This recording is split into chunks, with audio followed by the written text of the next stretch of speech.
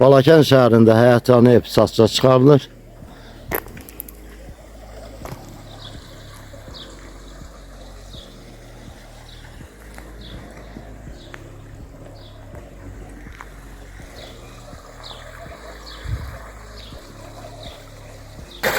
İlin hər bir fasında həyətindən axar su keçir.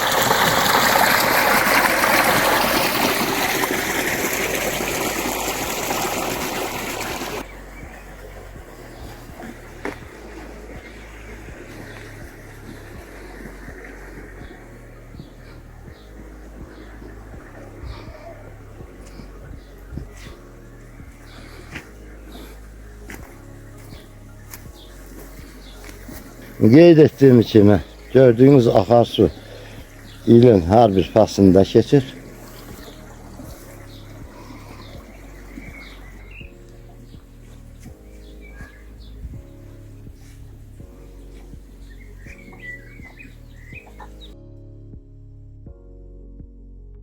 Girəcəyin baş tarafında hamamı da ayak yolsudur, təmirlidir. Burada yani o vaxt tikilən evdir. Bu hissədə də yataq otağıdır.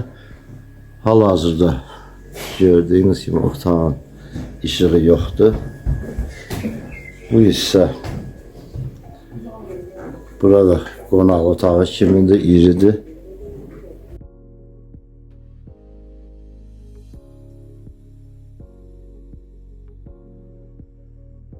Üç otaqdan gördüğünüz iri balkondur. Sağ tərəfdə mətbəxdir. Girəcəyin baş tərəfində hamamı da ayak yolsudur. Qeyd etdim ki, parvallı bir evdir. Torpaq sahəsi 16 sotdur. Qubcalıdır. Satışa çıxarılan ev bu ərazidə belə deyək, bir sotun qiyməti torpağın 3000 manatdır. Yəni ev köhnə olduğu üçün münasib qiymətə satılacaqdır. Qiyməti videonun altında qeyd olunacaqdır. Ev Qubcalıdır. Alqı-satqı edərək evi əldə edə bilərsiniz. Suyu, qazı, işığı, kanalizasiyası iştəkaldadır. Hənifə məktəbindən elə bir rayonun girişində yerləşir.